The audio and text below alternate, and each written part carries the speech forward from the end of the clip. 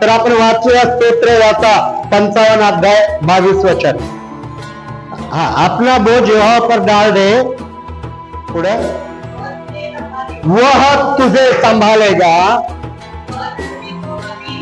और धर्मी को कभी न टलने देगा। हालेलुया।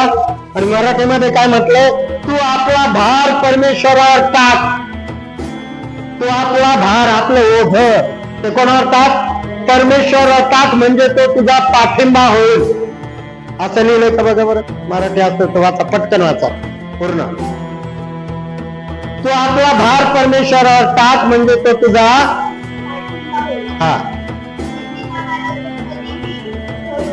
नीतिमानाला तो कधीही ढळू देणार नाही। Hallelujah, hallelujah. नीतिमान, धार्मिकता, धार्मिक व्यक्ती।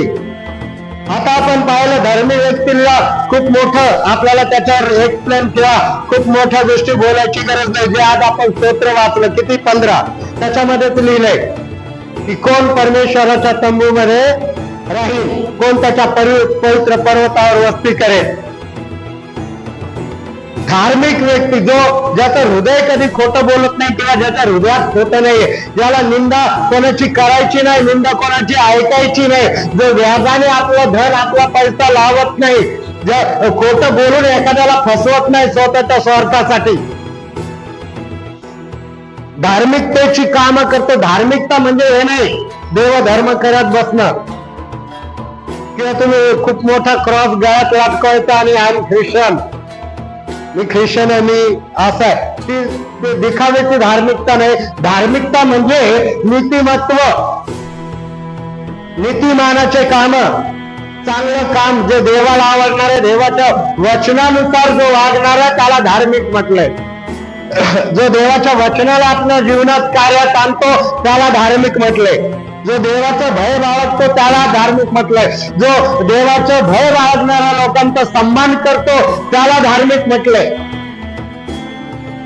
धार्मिकता कोणत्या डोंगरावर जाऊन आणायची नाही, कोणते वस्त्र घालून धार्मिक दिसायचं नाही की मी पहा मी संत झालो, ती धार्मिकता नाही। धार्मिकता आमच्या वागण्यातून दिसली पाहिजे, आमचं बोलणं, आमचा व्यवहार, एकमेकांशी जो व्यवहार आहे तो, एकमेकाचा आदर, रिस्पेक्ट, सन्मान करणं, तो आम्ही देवाच्या कामासाठी किती उत्सुकतेने सहभागी होतो, किती आनंद मिळतो आम्हाला देवाच्या कामामध्ये सहभागी होण्यासाठी, अशा अनेक गोष्टी धार्मिकता मिळून होतात। तर परमेश्वराचं वचन म्हणतं की माझ्या धार्मिक व्यक्तीला मी कधी ढळू देणार नाही, मी त्याला कधी पडू देणार नाही, मी त्याला कधी नाश होऊ देणार नाही, मी त्याला कधी सोडणार नाही, कधी मी त्याचा त्याग करणार नाही।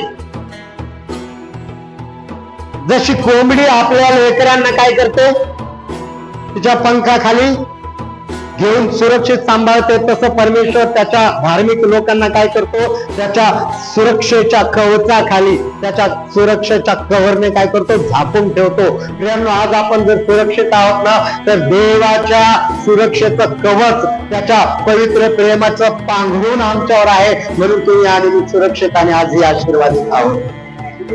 देवाला धन्यवाद द्या की आमचा नाश झाला नाही, देवाला धन्यवाद द्या की आम्ही रोगराईमध्ये गेलो नाही, देवाला धन्यवाद द्या की आम्ही त्या अहमदाबादच्या विमानात प्रवास केला नाही, देवाला धन्यवाद द्या की रस्त्याने जाणारे रोज आम्ही ऍक्सिडेंट पाहतो, त्या ऍक्सिडेंट मध्ये आमचा नाश झाला नाही, आजही आम्ही सुरक्षित आणि देवाच्या भवनात, आज त्याच्या पवित्र भवनात त्याच्या आराधनेसाठी उपस्थित आहोत। हे सगळ्यात मोठा आशीर्वाद देवाने आज आम्हाला दिलाय। छोट्या गोष्टी नाही, भले तुम्ही आज थोडे लोक असाल किंवा इथे आहात, परंतु देवाचे उपकार आहेत प्रियांनो तुमच्यावर आणि माझ्यावर, की आज आम्ही बसून त्या देवाची भक्ती करण्यासाठी बसलेलो आहोत। मग भक्ती करायची म्हणजे फक्त संडेलाच यायचं असं नाही, भक्ती करायची म्हणजे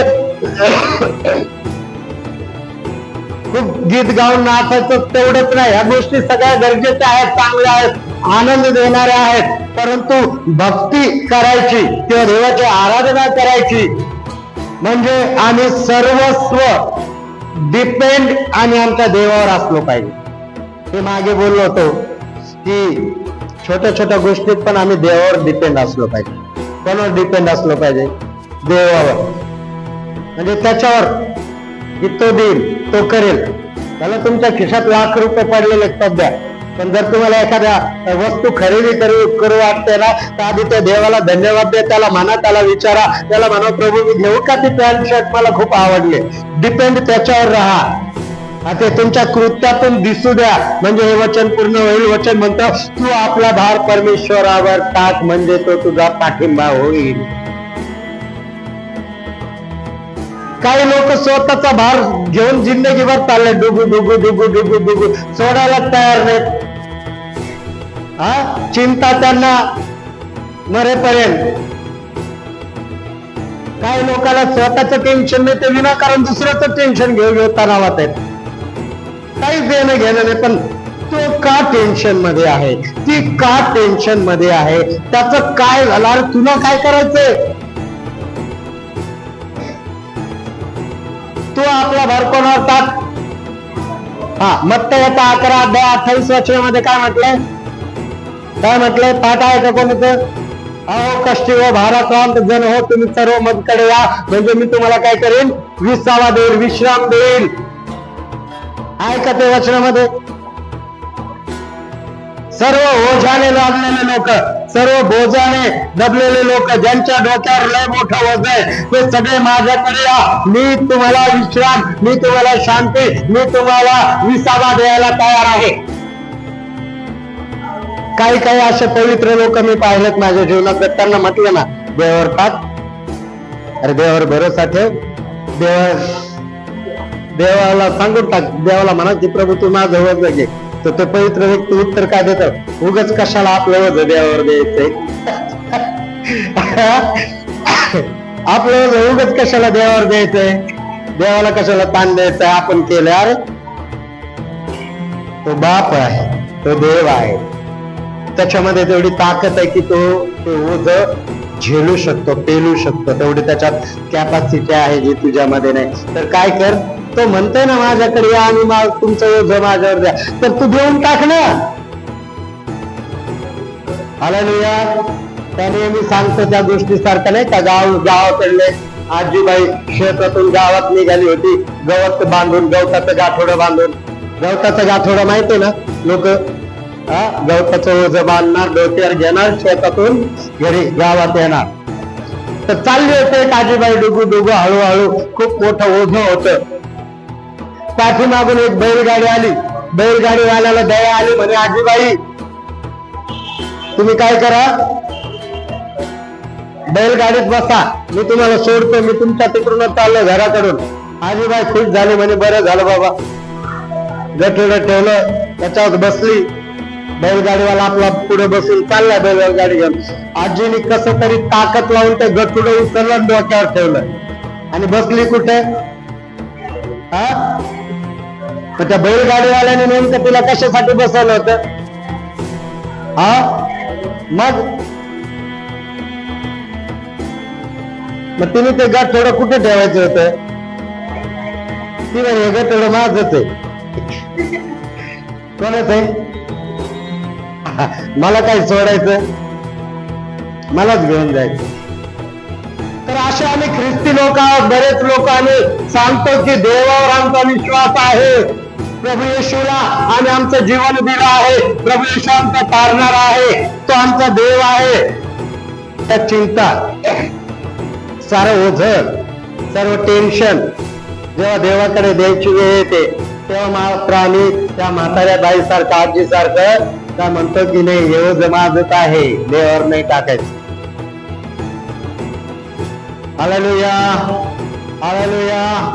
प्रियानो, तुम्ही चिंता करत बसू नका, तुम्ही तुमच्या डोक्याला ताण देऊ नका, तुम्ही लय स्वतः हातपाय हलवायचा प्रयत्न करू नका. तुम्ही तुमचं ओझ इमानदारीने देवावर टाकायला शिका. तो तुमचा बाप आहे, तो आमचा परमेश्वर आहे, त्याने आम्हाला बनवलं आहे, तो आमचा मालक आहे. त्याला माहिती आहे की तुम्हाला काय हवंय. त्याने आदाम आणि हवेला बनवण्याआधी त्याने त्यांना लागणाऱ्या सगळ्या गोष्टीचा पुरवठा केला. आधी त्याने त्यांना लागणाऱ्या सगळ्या गोष्टी बनवून ठेवल्या, मग आदाम हवेला बनवलंय. त्यांना काय काय पाहिजे ह्या गोष्टीचा विचार करा. ही गोष्ट आठवणीत असू द्या की देवाने आधी आदाम हवेला नाही बनवलं, आधी साऱ्या सृष्टीची निर्मिती केली आणि मग त्याने त्यांना बनवलं. याचा अर्थ असा होतो की माणसाला लागणाऱ्या सगळ्या गोष्टी देवाने आधी तयार केल्या आणि म्हटलं आता तू मस्त मजेमध्ये राहा, खा पी ऐश कर, व्यवस्थित राहा. जेव्हा आम्हाला काय हवं असतं, जेव्हा आम्हाला काय पाहिजे असतं, तर आम्ही देवावर डिपेंड का राहत नाही? का आम्ही त्याच्याकडून अपेक्षा करत नाही? का आम्ही माणसाच्या तोंडाकडे पाहायला लागतो की तो माणूस माझं भलं करेल, तो माणूस माझं चांगलं करेल, तो माणूस माझ्या कामात आहे? मी तुम्हाला सांगतो कोणच कोणाच्या कामात नाही आजकालच्या पिढीमध्ये तरी. आहे का? चेक करा बरं. घरातल्याच लोकांना तुम्ही जाऊन बोलून पहा, ते तुमच्या किती उपयोगाचे. तर बाकीचे नंतर 2 नंबरला ठेवा. जर घरातलेच तुमच्या उपयोगाचे नाहीत तर बाहेरचे कसे येतील? परंतु जो देव विश्वास योग्य आहे तो येशू ख्रिस्त आहे. त्याच्यावर विश्वास ठेवून त्याला मागून पाहताने मत्तई 7:7 मध्ये म्हटलं मागा म्हणजे मिळेल, मिळेल, बस मिळणार आहे.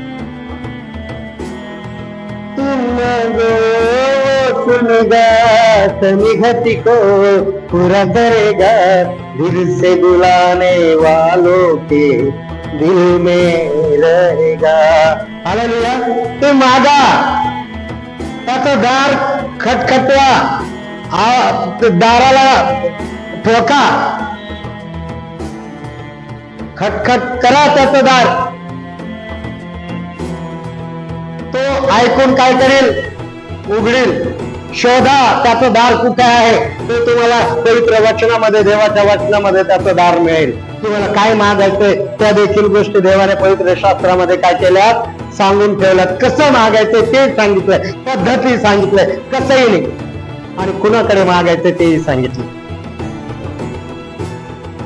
प्रियानो, कुणाही माणसाकडे आधी पाहण्याआधी ना तुम्ही एकदा येशूकडे डोळे लावून पहा. कुणालाही बोलण्याआधी आधी येशूला एकदा काय करा?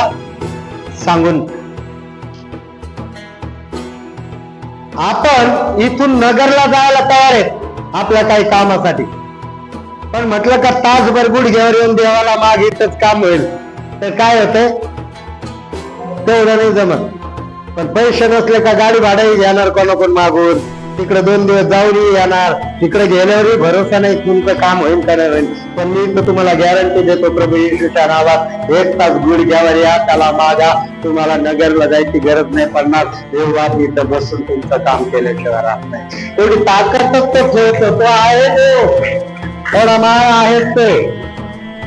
त्याचा नाद नाही करायचा आमच्या जिवंत देवाचा, त्या येशू ख्रिस्ताचा, ज्याने मृत्यूला, कबरेला फाडून जिवंत झाला, ज्याने मेलेल्या मुर्द्यांना आवाज देव देव एका शब्दात मुर्दे बाहेर आले. सहज बोलला म्हणे मुला उठ. मुलगा उठला. त्या मुलीला सहज म्हटलं याईरच्या कन्याला मुली उठ. ती उठली. लाजराला म्हटलं की बाहेर.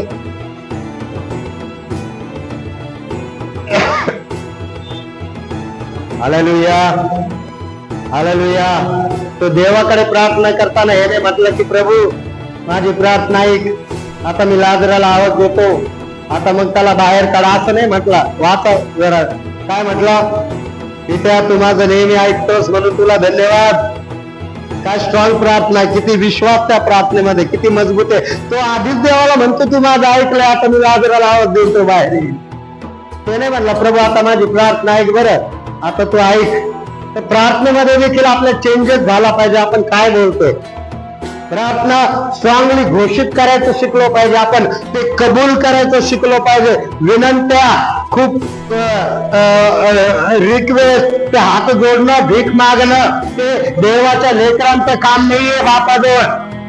कोणताही मुलगा किंवा कोणतीही मुलगी आपल्या बापाकडे जाऊन असं म्हणते पप्पा पप्पा पप्पा द्या ना हो पप्पा, आणि मग मी असं तुमच्यापैकी कोणी भिकारी लेकर आहे असं बोल. हा काय म्हणता तुम्ही? स्ट्रॉंगली मला पाहिजे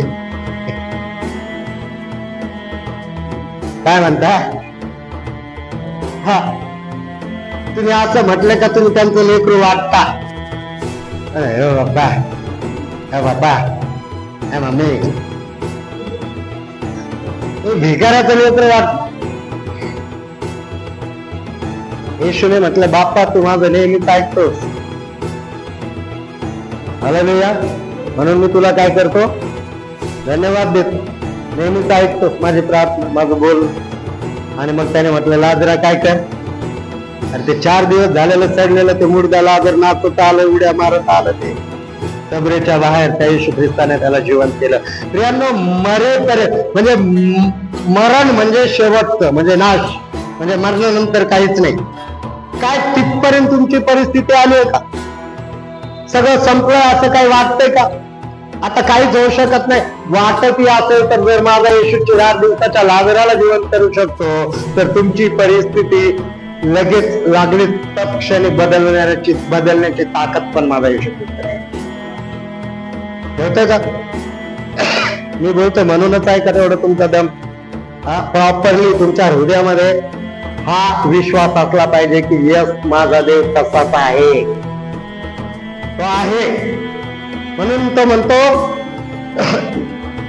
अहो कष्टी व भाराक्रांत जण हो तुम्ही सर्व माझ्याकडे या, म्हणजे तुम्हाला मी काय करीन, विसावा देईल. तो स्वतः तयार आहे तुम्हाला विसावा द्यायला.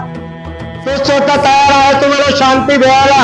तो स्वतः तयार आहे तुम्हाला विश्राम द्यायला. आता फक्त तुम्हाला घ्यायचं आहे. आणि एवढे आयुष्यात की आम्हाला घेऊही वाटत नाही, घ्यायचं नाही. आपण त्या देवाला म्हणतो, आता एक काम करतो, घासणं तूच माझ्या तोंडात टाक, एवढं कर. तू आपला भार परमेश्वरावर टाक, म्हणजे तो तुझा काय होईल, पाठिंबा. एक वचन आपण वाचूया, फिलिप्पी याचा 4:6 वचन वाचा, आपण बंद करू. कशाविषयी चिंताक्रांत होऊ नका. कशाविषयी चिंताक्रांत होऊ नका. तर आपली मागणी कशाचं, आभार प्रदर्शनासह देवाला काय करा, कळवा. म्हणजे आमचं मागणं, त्या मागण्यामध्ये आभार मानणारा असलं पाहिजे. तो उपकार, त्या देवाला धन्यवाद देणारा असलं पाहिजे आमचं मागणं पण. म्हणजे काय, येशू ख्रिस्ताला काय करायचं, लाजराला जिवंत करायचंय. पण तो म्हणतो की पित्या तू माझं नेहमीच ऐकतोस, त्यासाठी काय, धन्यवाद. म्हणजे तो मागत पण आहे आणि काय करतो, त्यासोबत धन्यवाद पण देत आहे, आभारी मानत आहे. आणि त्याच्या हृदयात आपल्या पित्याविषयी, आपल्या बापाविषयी एक खात्री आहे की तू माझं नेहमी ऐकतोस. लाचारीची, भिकारपणाची प्रार्थना नाही करायची मंडळीने. हे देना देना, हे देना देना, हे मला देना. ते रोडला नाही का, सिग्नलला किंवा स्टेशन किंवा ते लेकर, काही लोक देत नसले का असं ते असे घटमिठी मारतात पायाला अशी, आणि आपण पाय उचलला का ते आपल्या सोबत उचलून सोडत नाहीत. हे देणार रे बाबा, हे देणार रे बाबा.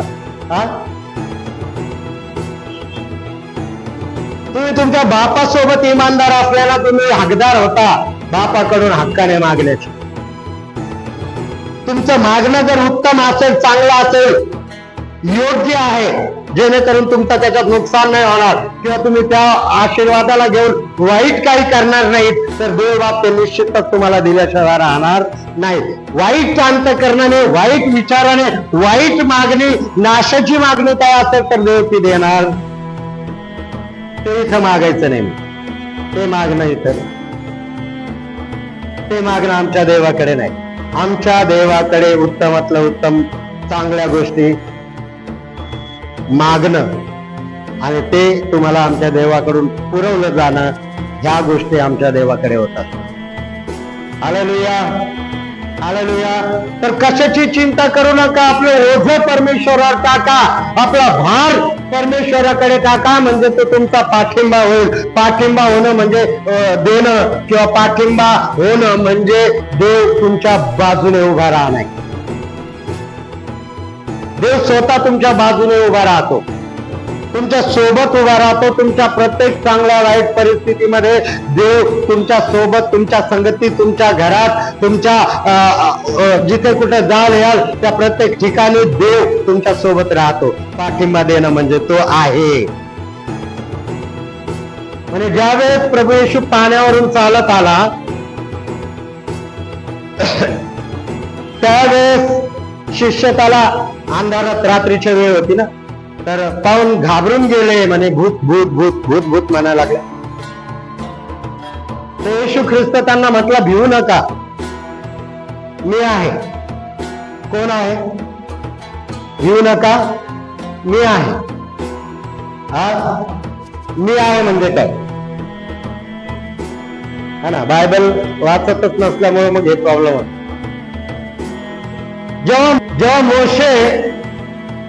मोशेला परमेश्वराने निवडला आणि म्हटलं की तू जा त्या राजाला सांग की मला इस्रायली लोकांना काय करायचं, घेऊन जायचं इथून, तुझ्या बंधनातून, तुझ्या गुलामगिरीतून घेऊन जायचं, किंवा देवाच्या पर्वतावर जाऊन आम्हाला देवाची काय करायची, आराधना करायची आम्हाला देवाची, त्याच्यामुळं इस्रायली लोकांना जाऊ दे.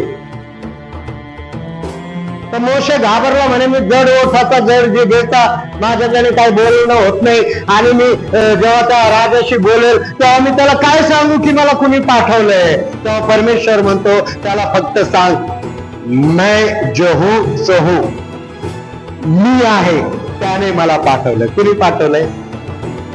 भिवू नको, मी आहे. म्हणजे मी आहे हे आमच्या देवाचं नाव आहे. तो उत्पत्तीचा देव, तो इस्रायल बंधनामध्ये असताना, गुलामगिरीमध्ये असताना जो यहोवा मोशेला म्हणतो की मी आहे, तो यहोवा देव इकडे नव्या करारामध्ये पाण्यावर येऊन चालत आहे आणि त्याच्या शिष्यांना म्हणत आहे, भिवू नका, मी आहे. उत्पत्तीचा देव इकडे तुम्हाला येशूच्या रूपात दिसतो. समजतंय तुम्हाला? म्हणून तोच पिता, तोच येशू, तोच पवित्र आत्मा आमचा एकूण एक देव आहे, ज्याच्यावर आम्ही विश्वास करतो. तो मैं जो हूं तो हूं, त्याच्यावर विश्वास करायचा आपल्याला. तो म्हणतो मैं जो हूं तो, है ना? ते गीत कोणतं सुंदर, त्याच्याकडे जा बरं. तो अजून जा, हर पर तेरे साथ में रहूंगा, तुझे छोड़ूंगा ना, रहूंगा मैं जो हूं सो हूं, मेरे साथ हूं, है ना? तर उत्पत्तीचा देव किंवा जुन्या करारामध्ये जर तुम्ही पाहिलं तर आमच्या यहोवा परमेश्वराचं, आमच्या येशू ख्रिस्ताचं नावच आहे, मी आहे, है ना? मोशेला म्हणतो की तू त्या फिरवला त्या राजाला जाऊन सांग की मी आहे ने मला पाठवलंय, त्याला बोल. आणि मग मोशे गेला आणि म्हटलं मी आहे ने मला पाठवलंय. तो थरथर कापला, घाबरला, तो हैराण परेशान, तो राजा मी आहे ह्या शब्दाने, आणि तो त्या इस्रायली लोकांना काय करायचा, जाऊ द्यायचा. समजतंय? तर तो येशू ख्रिस्त, तो यहोवा, तो मी आहे, तो नव्या करारामध्ये शिष्यांसोबत त्या पाण्यावर चालत आला आणि म्हटले भूत आहे, भूत आहे, भूत आहे, म्हणजे भिवू नका, घाबरू नका, मी आहे. तो यहोवा इकडे आला नव्या करारामध्ये येशू ख्रिस्ताच्या रूपाने. तो प्रियानो आहे. तो म्हणतो तुझा भार काय कर, माझ्यावर टाक, मी काय होईल, तुझा पाठिंबा होईल, म्हणजे मी तुझ्या सोबत, तुझ्या बाजूने. आणि वचन म्हणतं जो आपल्या बाजूने आहे तो आपल्या विरोधात नाही. जो तुमच्या बाजूने उभा राहतो ना तो तुमच्या विरोधात नसतो, आणि जो तुमच्या विरोधात असतो तो तुमच्या बाजूने नसतो. जर देव आमच्या बाजूने उभा आहे तर कोण आमचा विरोधी? देव जर आमच्या बाजूने तर आमचा विरोधी कोणच नाही, ताकद नाही कुणाची. म्हणून देवाला आपल्या बाजूने करा, तर मनुष्याला करण्याऐवजी माझी तर ओळख इकडे आहे, अरे ते तर मला असं ओळखते. देवाला तुम्ही म्हणा की माझी ओळख देवा सोबत आहे, माझा पाठिंबा कोण आहे माहितीये? देव आहे. हालेलुया. माझी काळजी घेणारा कोण आहे माहितीये का? देव आहे. आमचं ओझ घेणारा कोण आहे माहितीये का? देव आहे. आम्हाला विसावा, विश्रांती, शांती देणारा कोण आहे माहितीये का? आमचा देव आहे. आम्हाला पुरवठा करणारा कोण आहे? आमचा देव आहे. आमचं घर कोणावर चालतं? आमच्या देवावर चालतं. आपण म्हणतो ना माझ्या बापावर माझ्या घर चालतं, ते बंद करा. आमच्या देवावर आमचं घर चालतं. Hallelujah, hallelujah. हा, आमचं घर आमच्या भावावर चालतंय. भावाला बंद करा, म्हणा की आमचं घर आमच्या येशूवर चालतंय. हालेलुया. हा, आम्हाला कपडे कोण देतं? आमचा येशू आम्हाला कपडे देतो. आम्हाला भोजन कोण देतं? आमचा येशू आम्हाला भोजनाने तृप्त करतो. हालेलुया. वचन म्हणतं स्तोत्र 23 मध्ये काय म्हटलंय? तो माझं ताट काय करतो? काठोकाठ. हा, वाच बर ती लाईन वाचा बरं करून. पण कारण परमेश्वर माझा काय आहे? काय आहे? मेंढपाळ काय करतो? तो त्याच्या मेंढरांची काळजी घेतो का नाही घेतो? त्यांना वेळेवर चारा, त्यांना वेळेवर पाणी, त्यांची देखभाल, सगळ्या गोष्टीची काळजी घेतो. हा, आहे का? सापडलं का?